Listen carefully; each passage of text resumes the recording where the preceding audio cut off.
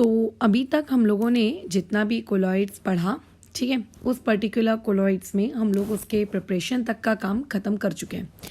अब हम लोगों को प्रिपरेशन के आगे की अपनी जर्नी कंप्लीट करनी है। तो आज का हम लोगों का टॉपिक है प्यूरिफिकेशन ऑफ कोलॉइड्स। तो स्टार्टिंग हमने कहाँ से की थी? आपके कैटलिस्ट के बारे में पढ़ा था, एंजाइम्स के बारे में पढ़ा, राइट। उसके अलावा हम लोगों ने और भी टॉपिक्स इसमें देखे, एड्सॉर्प्शन के बारे में पूरी जानकारी इकट्ठा की। फिर हमने ये देखा कोलॉइड्स क्या होते हैं। फिर हम लोगों ने कोलॉइड्स को किस तरीके से क्लासिफाई करते हैं इस बारे में बातचीत की। फिर हम लोगों ने इस बारे में बातचीत की कि कोलॉइड्स को आप प्रिपेयर किस तरीके से करते हो। अब हम लोग बातचीत कर रहे हैं कि कोलॉइड्स को आप प्यूरिफाई किस तरीके से करते हो, ठीक है, आप उसका प्यूरिफिकेशन किस तरीके से देते हो। What are the various methods to purify the colloids. अब बात ऐसी है कि कोलॉइड्स को प्यूरिफाई करने की आपको ज़रूरत पड़ क्यों रही है, नीड क्या है। जैसे आप मेटलर्जी अगर पढ़ते हो तो मेटलर्जी में हम लोग क्या करते हैं, पहले जब भी हमारे को कोई भी पर्टिकुलर मिनरल, ठीक है, हमारे अर्थ के अंदर से मिलता है, ओर मिलता है, जो भी मिलता है, उसको हम लोग अच्छे से क्रश कर लेते हैं, उसके अंदर से इम्प्यूरिटीज़ को हटाते हैं वेरियस फिजिकल प्रोसेसेस के वाया। समटाइम्स हमें केमिकल प्रोसेसेस का भी उपयोग करना पड़ जाता है और आखिरी में हम लोगों को हमारा मेटल मिल जाता है। बट जो मेटल हमको मिलता है उस मेटल तक पहुंचने के लिए हमने बोलो क्या किया, हमने बहुत मेहनत की, हमने बहुत सारे केमिकल्स डाले, तो वो कुछ ना कुछ केमिकल्स वहाँ पे बच भी तो जाते होंगे, डोंट यू थिंक। अगर वो केमिकल्स कुछ ना कुछ वहाँ पे बच जाते हैं, सो इन दैट केस वो केमिकल्स उस पर्टिकुलर मेटल के अंदर एज अ इम्प्यूरिटी मौजूद है ना, एक इम्प्यूरिटी के फॉर्म में वो वहाँ पे मौजूद है। अच्छा, और अगर वो वहाँ पे एज एन इम्प्यूरिटी के फॉर्म में मौजूद है, मतलब आप ये कह सकते हो कि आपका मेटल कम्प्लीटली प्योर नहीं है। और अगर आपका मेटल कम्प्लीटली प्योर नहीं है तो ऐसे केस में हम लोगों को उसको प्योर करना पड़ता है, जिसके लिए हम लोग मेथड यूज़ करते हैं। तो सिमिलरली जब आप कोलॉइड्स बनाते हो तो कोलॉइड्स को बनाने के दौरान, बहुत सारी प्रोसेस के दौरान हम क्या करते हैं, कभी कभी कोई भी रिएजेंट, ठीक है, यूजुअली जैसे हमने बात की थी पेप्टाइजेशन वाली प्रोसेस में या फिर डबल आपके डिकम्पोजिशन वाली प्रोसेस में, कुछ केमिकल्स कभी कभी ना एक्स्ट्रा क्वांटिटी में वहाँ पे रह जाते हैं। तो वो जो एक्स्ट्रा अमाउंट में उन केमिकल्स के जो लिटिल अमाउंट का ट्रेस बाकी रह गया है, वो कोलाइड के लिए कैसा है, ठीक है, बट अगर वही चीज़ लार्जर क्वांटिटी में मौजूद हो जाए तो वो कोलॉइड्स के लिए अच्छे नहीं है। इसका मतलब मुझे उस एक्स्ट्रा, ठीक है, जो एक्स्ट्रा इलेक्ट्रोलाइट कोलॉइड्स के साथ फिलहाल है, जो उसको बनाने के दौरान हम लोगों ने यूज़ किया था, है ना, उस पर्टिकुलर एक्स्ट्रा इलेक्ट्रोलाइट को बोलो मुझे वहाँ पे क्या करना चाहिए, रिमूव करना चाहिए। उस एक्स्ट्रा इलेक्ट्रोलाइट को मुझे क्या करना चाहिए, रिमूव करना चाहिए। तो जब हम ये रिमूवल की प्रोसेस करते हैं उस एक्स्ट्रा इलेक्ट्रोलाइट की, तो बस वही बेसिकली आपका क्या कहलाता है, प्यूरिफिकेशन ऑफ कोलॉइड्स कहलाता है, ठीक है। क्या कहलाता है, प्यूरिफिकेशन ऑफ कोलॉइड्स। अब वैसे अब तुम ये सोचो कि क्या ज़रूरत थी आपको इस एक्स्ट्रा की इम्प्यूरिटी को निकलवाने की, ठीक है, क्या नीड थी। अच्छा खासा तो रह रही थी आराम से, आपको क्या ज़रूरत थी ज़बरदस्ती कि आप निकाले जा रहे हो। वो इसीलिए हमें ये चीज़ नेसेसरी है, क्योंकि अगर हमने इसको रिमूव नहीं किया, इफ़ नॉट रिमूव, तब उसका क्या असर पड़ेगा, हमें उस टॉपिक पे बात करनी है। तो अगर हम इस एक्स्ट्रा इलेक्ट्रोलाइट को, ठीक है, रिमूव नहीं करते हैं, जो कि उसके अंदर बैठा हुआ है, तो वो क्या कर देता है, स्टेबिलिटी ऑफ कोलॉइड पर असर डालता है। यानी कि आपका जो कोलॉइड है वो उतना ज़्यादा फिर स्टेबल नहीं रहता, या एक्सेट्रा एक्सेट्रा बहुत सारी चीज़ें, है ना। तो उससे कोलॉइड्स की जो स्टेबिलिटी है वो बेसिकली क्या हो जाती है, इफेक्ट पड़ जाता है। So it is very necessary कि हम उन चीज़ों को क्या करें, रिमूव करें। अब रिमूव करने के कितने तरीके होंगे, बहुत सारे तरीके होंगे, बट हम लोग हमारे कोलॉइड्स को प्यूरिफाई करने के टोटल, या फिर मैं कहूँ ब्रॉडली, इस प्यूरिफिकेशन को करवाने के लिए हम लोग 4 तरीकों पे डिपेंड कर रहे हैं, ठीक है। टोटल कितने तरीकों पे हम लोग डिपेंड करेंगे, 4 तरीके हम लोग यहाँ पे यूज़ करेंगे, जिसके वाया आप कोलॉइड्स को क्या कर सकते हो, प्यूरिफाई कर सकते हो। जैसे पहले तरीके के बारे में अगर मैं बात करूँ तो तुम लोगों ने इसके बारे में सुना हुआ है, कुछ नया नहीं है। एक होता है आप लोगों का डायलिसिस, आप डायलिसिस वाली तकनीक का इस्तेमाल करते हैं। अच्छा, उसके बाद दूसरा तरीका जो हम लोग यूज़ करते हैं इसी डायलिसिस का मॉडिफाइड वर्जन, जिसको हम लोग कहते हैं इलेक्ट्रोडायलिसिस। ठीक है, इसको क्या कहा जाता है? इलेक्ट्रोडायलिसिस। फिर उसके बाद एक और तरीका होता है जिसको आप यूज़ करते हो, दैट एक और तरीका बराबर is known as ultrafiltration. उसको क्या कहा जाता है? Ultra filtration.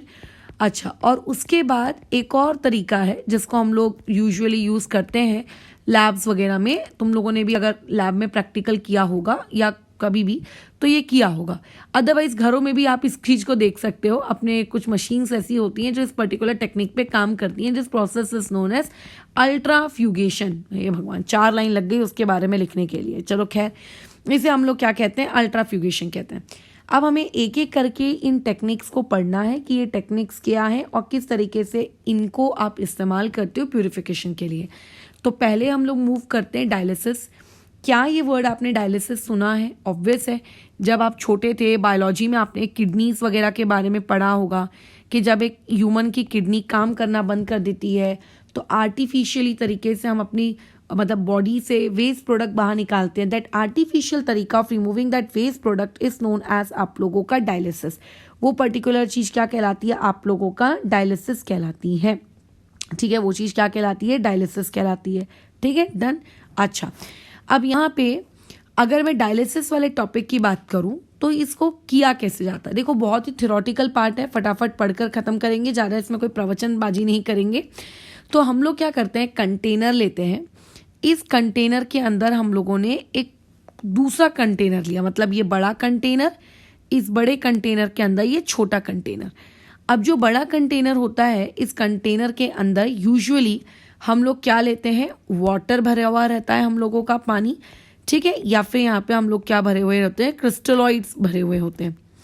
अब जो आपने दूसरा कंटेनर लिए हो वो ऐसा नहीं है कि कोई प्लास्टिक का बर्तन ले लिया, कोई स्टील का बर्तन ले लिया, ऐसा नहीं। आपको एक ऐसा पर्टिकुलर बैग चाहिए होता है। ठीक है, एक ऐसा पर्टिकुलर बैग चाहिए होता है जो बैग अपने अंदर से पार्टिकल्स का अंदर बाहर वाला मूवमेंट अलाउ करे। ठीक है, जो क्या करे? अंदर बाहर वाला मूवमेंट अलाउ करे। सो बेसिकली ये जो भी आप बैग लो, इस बैग की जो आउटर लेयर है या फिर मैं कहूँ जो बैग का पूरा बॉडी है, ये क्या किससे बना हुआ होना चाहिए? एक डायलिसिंग मेम्ब्रेन से बना हुआ होना चाहिए। What do you mean by the term dialysing membrane?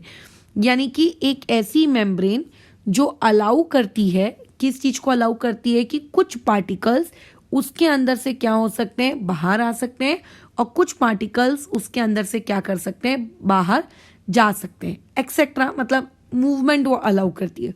अब ये डायलिसिंग मेम्ब्रेन किस किस चीज़ की बनी हो सकती है? तो देखो, पुराने ज़माने में यूजुअली हम लोग डायलिसिंग मेम्ब्रेन के नाम पर जिस चीज़ को यूज़ करते थे वो यूजुअली आप लोगों का होता था एनिमल मेम्ब्रेन, है ना। उसको हम लोग जो यूज़ करते थे वो बेसिकली क्या होता था? एनिमल मेम्ब्रेन्स होती थी, ब्लैडर होते थे, ब्लैडर।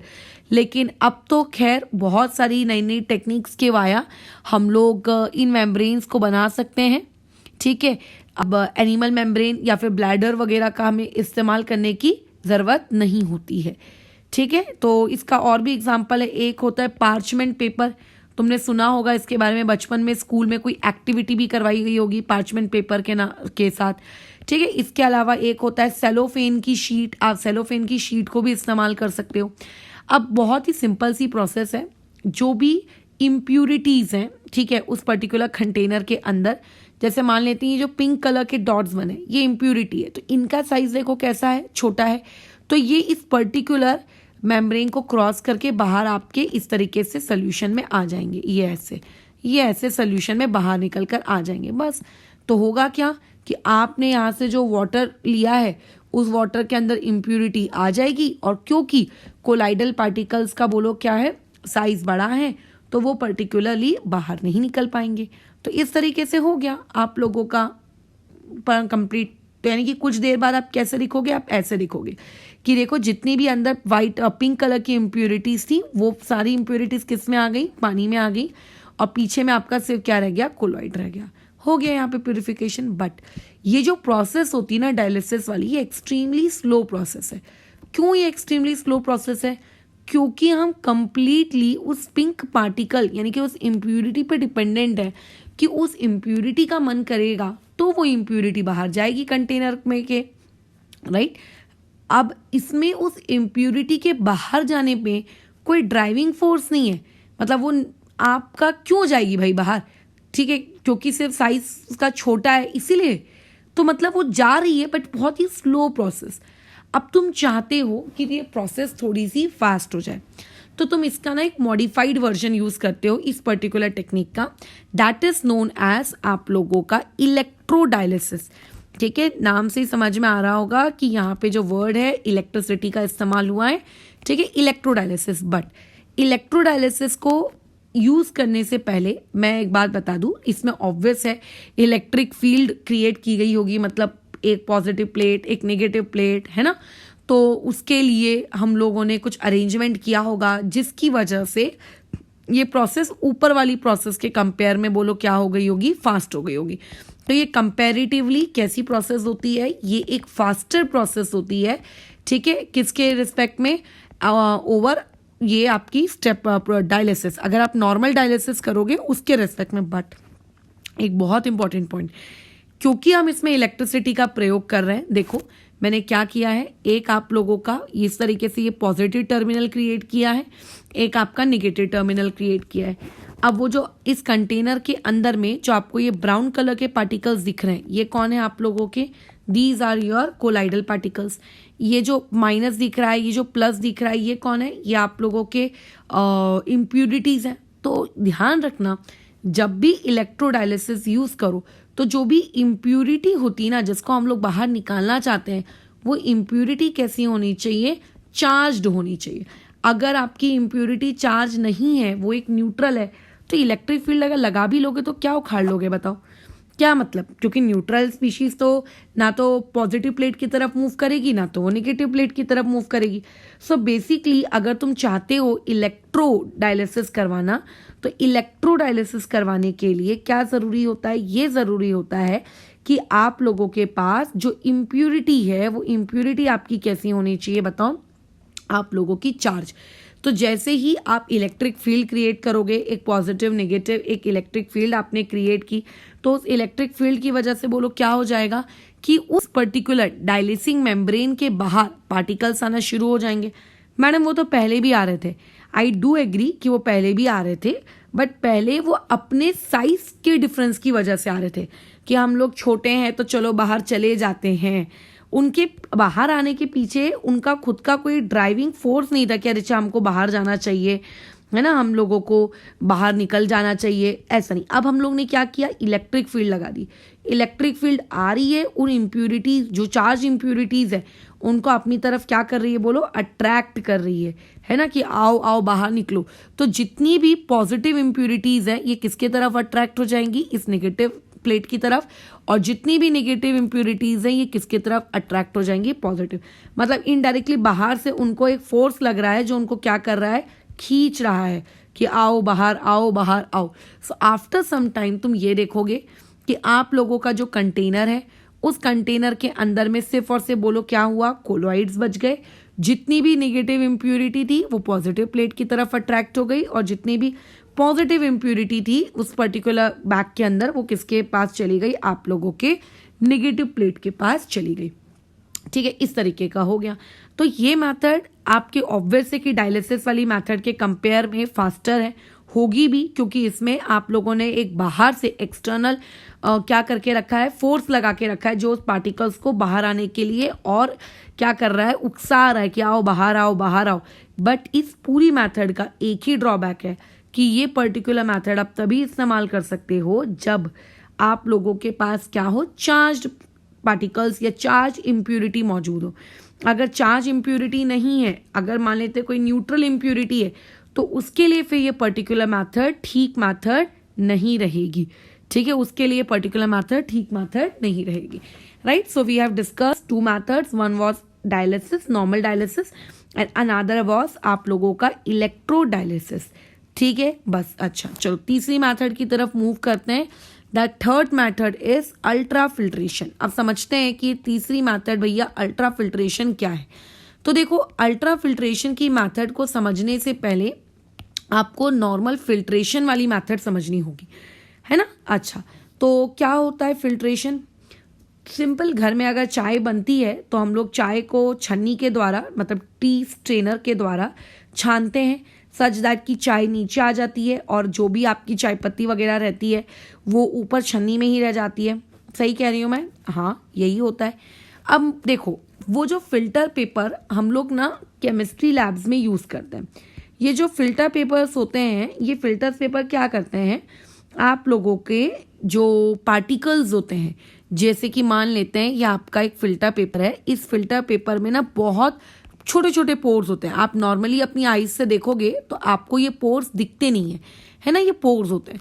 अगर मैं ऊपर से कुछ लिक्विड डालती हूँ तो जो लिक्विड इनके, उस लिक्विड के अंदर ऑब्वियस है कि सॉल्यूट होगा, सॉल्वेंट होगा, है ना, या फिर अगर हम लोग के सरफेस केमिस्ट्री के रिस्पेक्ट में बात करें तो डिस्पर्स्ड फेज होगा, डिस्पर्स मीडियम होगा। तो जो पार्टिकल्स उसकी साइज के, आपके फिल्टर पेपर की साइज के कंपेयर में बोलो कैसे हैं, उससे छोटे हैं, वो उसके अंदर से पास हो जाएंगे, है ना, इस तरीके से पास हो जाएंगे। और आप लोगों के जो पास नहीं हो पाएंगे वो ऊपर से डिपॉजिट हो जाएंगे।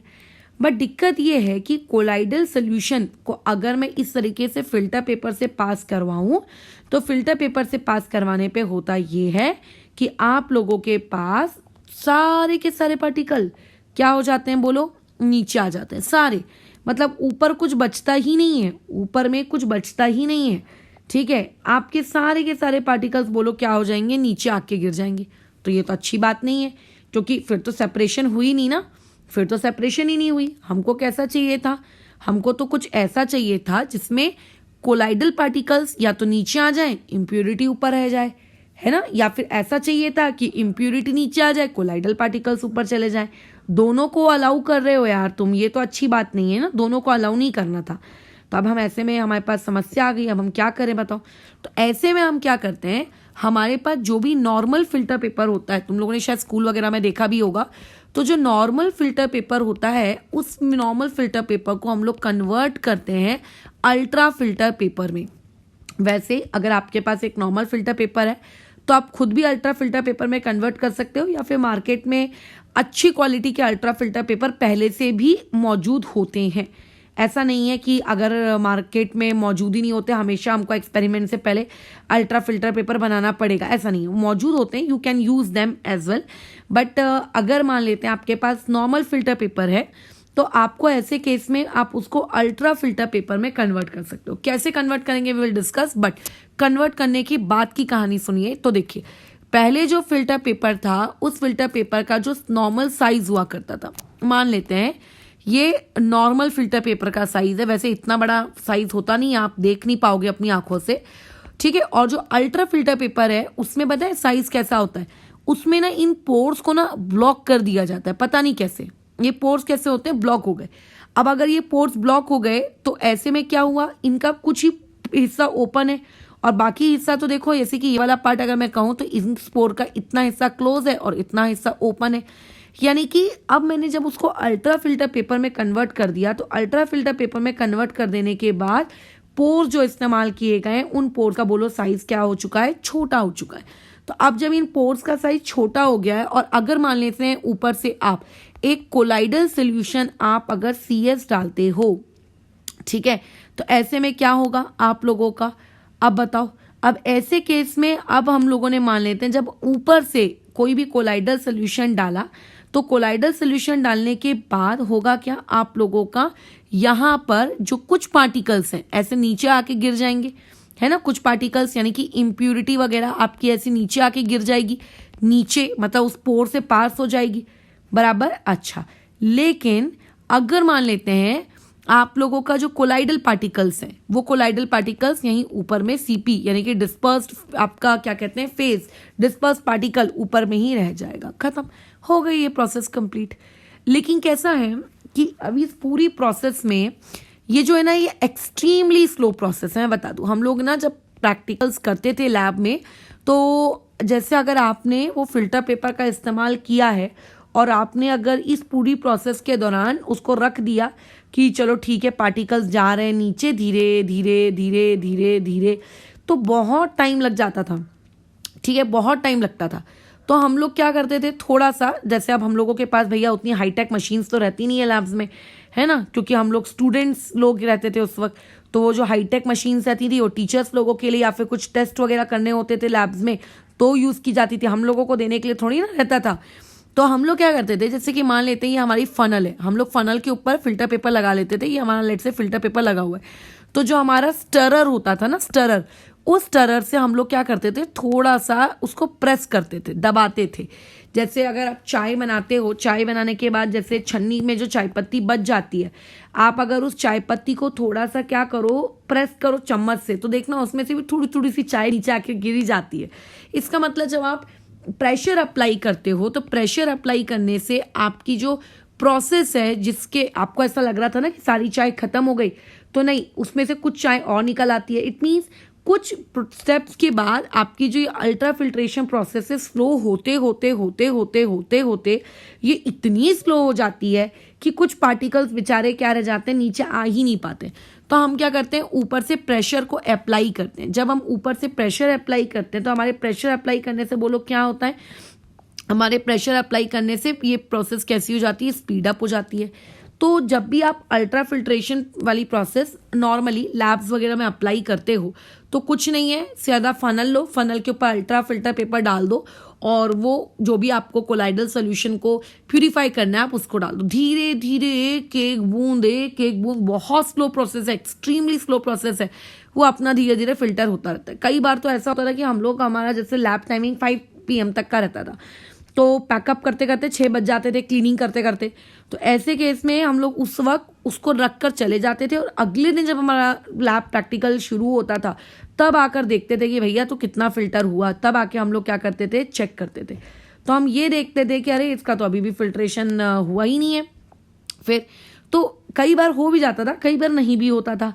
तो ऐसे में अगर तुम चाहते हो कि प्रोसेस स्पीड अप हो जाए तो प्रोसेस को स्पीड अप करना पड़ता है। अल्ट्रा फिल्ट्रेशन में कैसे करते हैं हम लोग, प्रेशर को अप्लाई करते हैं, या फिर प्रेशर अप्लाई करो या फिर आप सक्शन अप्लाई करो। सक्शन मतलब वैक्यूम टाइप चीज़ है ना, वो अप्लाई करो, दोनों में से कुछ भी अप्लाई करो, प्रोसेस आपकी क्या हो जाएगी, स्पीड अप हो जाएगी। तो आप ये देखोगे कि ऊपर में जो पार्टिकल्स बच गए ये आपके कौन है, ये आपके कोलाइडल पार्टिकल्स हैं, और नीचे में आपकी क्या आ गई, इम्प्यूरिटी आ गई। ठीक है, नीचे में आपकी क्या आ गई, इम्प्यूरिटी आ गई। अच्छा, उसमें एक और बता दूं, इम्प्यूरिटी के साथ साथ यहाँ पे डिस्पर्स मीडियम भी आ जाता है। बताओ कोलाइडल सोल्यूशन कैसे बनता है, फेस डीपी प्लस डीएम मिलाकर बनता है ना। तो जब आप इस तरीके से अल्ट्रा फिल्ट्रेशन करते हो तो अल्ट्रा फिल्ट्रेशन के दौरान होता क्या है कि ऊपर में सिर्फ और सिर्फ क्या रह जाते हैं, आप लोगों के डीपी रह जाता है, और डीपी के अलावा जो डीएम वगैरह है वो तक बताओ नीचे आ जाते हैं। तो अब हमको तो कोलाइडल का सोल्यूशन चाहिए, हमें सिर्फ डीपी थोड़ी ना चाहिए था, हमें तो सोल्यूशन चाहिए था, कोलाइडल सोल्यूशन। तो हम क्या करते हैं, इस डीपी को जो हमें मिला होता है, इस डीपी को वापस से, ठीक है, एकदम प्योर डीएम में डिसॉल्व कर लेते हैं और हम लोगों का कोलाइडल सोल्यूशन हमारा बनकर तैयार हो जाता है फिर से। So this is again a method to use, ये भी आपका एक तरीका है जिसको आप यूज कर सकते हो। अच्छा, लेकिन बात यह है कि नॉर्मल फिल्टर पेपर को आपने अल्ट्रा फिल्टर पेपर में कैसे कन्वर्ट किया, प्रैक्टिकल लैब में हम लोग बात कर रहे हैं। तो देखो हम लोग क्या करते हैं, एक सोल्यूशन तैयार करते हैं। अब वो सोल्यूशन क्या है, उस सोल्यूशन के ऊपर थोड़ी बातचीत कर लेते हैं। अब आपने क्या किया, जो सोल्यूशन तैयार करते हो, पहली बात तो सोल्यूशन का नाम होता है, इसको कहते हैं कोलिडन सोल्यूशन। ये आप लोगों का सोल्यूशन तैयार करते हो, ये प्रिपेयर करते हो। कैसे प्रिपेयर करते हैं इस संदर्भ में थोड़ी बातचीत कर लो। कुछ इंग्रेडिएंट्स चाहिए होंगे आपको, क्या चाहिए होंगे आपको, अल्कोहल चाहिए होगा या फिर आप ईथर भी ले सकते हो, जो भी आपको लेना है ना। आपको साथ ही साथ में नाइट्रोसेलुलोज चाहिए होगा, है ना, ये नाइट्रोसेलुलोज। अच्छा, 100% प्योर नहीं, सिर्फ इसका 4%, ठीक है। तो 4% इसका तैयार कर लिया हमने, वेट बाय वॉल्यूम या वॉल्यूम बाय वॉल्यूम, जैसा भी होगा उसका कंडीशन। इन तीनों को हमने मिक्स कर दिया, इन तीनों को मिक्स कर दिया, तो जो बना that is known as colloidal solution. अब हम क्या करते हैं कि जो हमारा नॉर्मल फिल्टर पेपर था, ठीक है, ये मेरा कैसा था, ये मेरा एक नॉर्मल फिल्टर पेपर था। इस नॉर्मल फिल्टर पेपर से मैंने क्या पास करवाया, आप लोगों का कोलाइडन सोल्यूशन पास करवाया। क्या पास करवाया, आप लोगों का कोलाइडन सोल्यूशन पास करवाया, है ना। अच्छा, अब क्या होगा कि ये जितने भी हमने ये जो पास करवाया, ठीक है, इसको अच्छा गीला कर दिया उस कोलाइडन सोल्यूशन से, फिर क्या होता है, जो कोलाइडल सोल्यूशन की वजह से वो जो पोर्स होते हैं ना वो आपके हल्के से बंद हो जाते हैं, क्लोज हो जाते हैं। मतलब पहले अगर इतने बड़े पोर्स थे मान लो, तो अभी इतने से पोर्स जाते हैं, वो क्या हो जाते हैं, सिकुड़ जाते हैं। फिर उसके बाद क्या करते हैं, ये कोलाइडल सोल्यूशन पास करने के बाद जो आपका अब फिल्टर पेपर है, उस पर्टिकुलर फिल्टर पेपर को एक बार हम लोग क्या कर लेते हैं, फॉर्मल्डिहाइड जो होता है हमारे पास HCHO, जिसको हम लोग IUPAC में मिथेनॉल कहते हैं, इस पर्टिकुलर फॉर्मल्डिहाइड से इसको एक बार वॉश कर लेते हैं।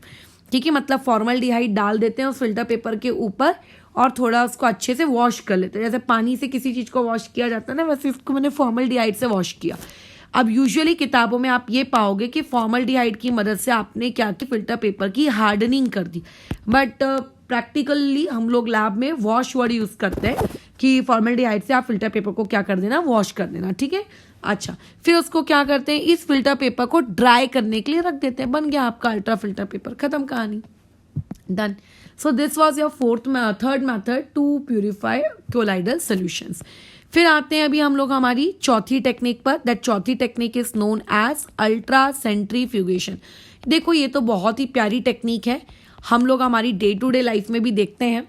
जैसे आपके पास अगर दही है, आप दही को कड़ी बनाने से पहले मथते हो, एक होता है ऐसे लकड़ी के जैसा, है ना, ऐसा रहता है लकड़ी के जैसा, रोटेटर जैसा, आप जोर जोर से अपने हथेली के बीच में उसको रख कर रगड़ते हो, तो देखना जो पार्टिकल्स होते हैं जिनकी डेंसिटी कम होती है वो ऊपर आ जाते हैं, जिनकी डेंसिटी ज़्यादा होती है वो नीचे चले जाते हैं। वॉशिंग मशीन को उठा लो, तुम्हारे घरों में जो वॉशिंग मशीन है, उस वॉशिंग मशीन में भी यही सेम टेक्निक का इस्तेमाल होता है, यही सेम। तो बेसिकली सेंट्रीफ्यूगेशन का मतलब होता है कि आप एक टेस्ट ट्यूब लो, उस टेस्ट ट्यूब के अंदर में आप अपना कोलाइडल सोल्यूशन भर दो। फिर एक मशीन होती है सेंट्रीफ्यूगल मशीन, उस मशीन के अंदर हम हमारी टेस्ट ट्यूब को रखते हैं और उसका RPM सेट करते हैं। ठीक है, सच दैट कि वो मशीन बहुत तेज RPM मतलब फ्रीक्वेंसी के साथ क्या करती है, उन टेस्ट ट्यूब्स को अंदर घुमाती है, गोल गोल गोल गोल गोल। अब इसमें कई लोगों का डाउट होता है कि मैम वो गिरता नहीं है कि सोल्यूशन जब गोल गोल गोल गोल घूमता है? तो नहीं, सेंट्रीफ्यूगेशन मशीन के अंदर नहीं घूमता, मतलब नहीं गिरता है, उसको उस तरीके से डिज़ाइन किया जाता है। फिर कुछ सेकेंड्स के लिए हम लोग टाइमर सेट कर देते हैं, लेट्स से 30 सेकेंड्स, डिपेंड कि आपका कोलाइडल सोल्यूशन कितना जिद्दी है ना। अगर उसके पार्टिकल्स बहुत जिद्दी हैं तो हो सकता है कई बार हम लोगों को 3 to 4 टाइम्स भी सेंट्रीफ्यूगेशन कराना पड़ जाता है। जैसे कई बार कैसा होता है कि प्रॉपरली सेंट्रीफ्यूज हो नहीं पाता है जितना आप टाइमर सेट करते हो, तो आपको बार बार सेंट्रीफ्यूज कराना पड़ता है। तो मान लेते मैंने 3 मिनट का टाइमर सेट किया, 3 मिनट में वो मशीन उतने ही RPM जो आपने सेट किया होगा उतने RPM तक घूमती रहेगी। उसकी वजह से ये आपकी टेस्ट ट्यूब भी घूमती रहेगी, और इस हाई RPM में जब हम उस टेस्ट ट्यूब को बंद कर देते हैं, मतलब मशीन को बंद कर देते हैं, तो आप देखते हो कि जो DP है, मतलब जो पार्टिकल्स हैं, वो नीचे डिपॉजिट हो जाते हैं और ऊपर आपको क्या मिल जाता है, DM मिल जाता है। ठीक है, ये इस तरीके से। अच्छा, फिर हम लोग क्या करते हैं, इसको हल्का सा टिल्ट करते हैं, मतलब टेस्ट ट्यूब को ऐसा थोड़ा सा टेढ़ा करते हैं, तो जितना भी DM होता है, DM के साथ साथ जो इम्प्योरिटी होता है वो भी बाहर आ जाता है और हम लोगों को सिर्फ क्या मिल जाता है, DP मिल जाता है। ठीक है, तो ये एक तरीका होता है आप लोगों के कोलाइडल सोल्यूशन को प्यूरिफाई करने का। तो बस यहाँ पे प्यूरिफिकेशन समाप्त होती है कोलाइडल सोल्यूशंस की। अब हमारा जो नेक्स्ट टॉपिक रहेगा, जो कि सबसे one of the most important topic है, प्रॉपर्टीज ऑफ कोलाइड्स। मतलब कोलाइड्स कौन कौन सी प्रॉपर्टी शो करते हैं, जिसमें हम पढ़ेंगे इलेक्ट्रिकल प्रॉपर्टीज। ठीक है, उसमें हम पढ़ेंगे उन लोगों की कुछ ऑप्टिकल प्रॉपर्टीज, है ना, उन लोगों की कुछ काइनेटिक प्रॉपर्टीज। ऐसे करते करते 5 से 6 प्रॉपर्टीज हैं जो आपके कोलाइडल सोल्यूशन शो करते हैं, उनको पढ़ना है। उनको पढ़ने के बाद ये चैप्टर आप लोगों का ओवर हो जाएगा। ठीक है, हाँ, फिर एक डेफिनेटली पार्ट बचता है, दैट इज एप्लीकेशन पार्ट, और कहाँ कहाँ कोलाइडल सोल्यूशन का क्या क्या यूज़ है। सो फॉर दैट मैं तो यही कहूँगी, रेफर NCERT में। वैसे तो ये सारी चीज़ें NCERT से ही बताई जा रही हैं, क्योंकि ये चैप्टर NCERT लेवल के लिए मोर देन सफिशिएंट है, बस उससे ज़्यादा कुछ भी नहीं। ठीक है, तो उसमें कैसा है, जो एप्लीकेशन वाला पार्ट है कि कोलाइडल्स हमारे आजू बाजू कहाँ होते हैं, उसकी क्या एप्लीकेशंस है, एक्सेट्रा एक्सेट्रा, वो तुमको कंप्लीटली उसका वर्ड टू वर्ड NCERT का घोटना है। हाँ, फिर कोलाइडल सोल्यूशन के बाद एक टॉपिक और बचता है, छोटा सा, वेरी शॉर्ट, इमल्शन। मतलब इमल्शंस क्या होते हैं, उनकी थोड़ी बहुत इंट्रोडक्टरी चीज़ ये हम लोगों को जाननी है। तो अभी जो तुम्हारा कोलाइडल सोल्यूशन का सबसे मेजर पार्ट स्टार्ट होगा वो है प्रॉपर्टीज। ठीक है, इसको लग जाएंगे 2 लेक्चर्स के आसपास, 2 या 3, कि जिसमें हम लोग एक एक करके प्रॉपर्टीज पढ़ रहे हैं। तो सबसे पहले हम कौन सी प्रॉपर्टीज पढ़ेंगे? Electrical properties. ठीक है, तो मैं कोशिश तो यही करूंगी कि बस इसको कल के दिन ही पूरा एक ही बार में लंबे फ्लो में इसको पढ़ा पुढ़ू के खत्म कर दिया जाए। फिर उसके बाद जो तुम्हारा छुटपुट या टॉपिक बचता है, that is emulsion, application, etcetera etcetera. ठीक है, तो इमल्शन भी कल ही करा देते, फिर कोलाइडल के एप्लीकेशंस क्या हैं वगैरह वगैरह, वो तो तुम खुद भी रीड कर सकते हो एनसीईआरटी से। ठीक है, तो कल हम लोग बेसिकली इस पार्ट को ओवर कर देंगे और इसमें फिर अब कुछ नहीं बचेगा। सरफेस केमिस्ट्री में सारा काम हम लोगों का हो जाएगा।